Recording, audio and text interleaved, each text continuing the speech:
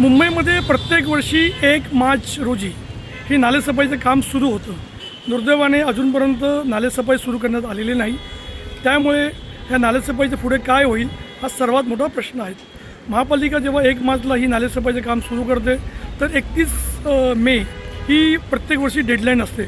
परंतु अजूनपर्यंत कंत्राटदार न नेमल्यामुळे निश्चितपणाने ही नालेसफाई केव्हा सुरू होईल हा सर्वात मोठा प्रश्न आहे. यापूर्वी प्रशासकाचे राज्य होतं, आता नगरसेवक आलेले आहेत, स्थायी समिती अध्यक्ष आलेले आहेत, महापौर आलेले आहेत.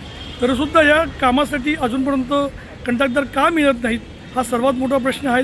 किंवा महापालिकेने जे त्यांच्याकडे कर्मचारी आहेत त्यांच्यामार्फत अगदी नालेसफाई केली तर निश्चितपणाने महापालिकेचे पैसेसुद्धा वाचतील, कामाची गुणवत्ता राखली जाईल आणि कंत्राटदार हे जी एक प्रकारचं नेक्सस करून जो एक प्रकारचा भ्रष्टाचार करतात त्यावरती सुद्धा अंकुश आपण लावू शकतो.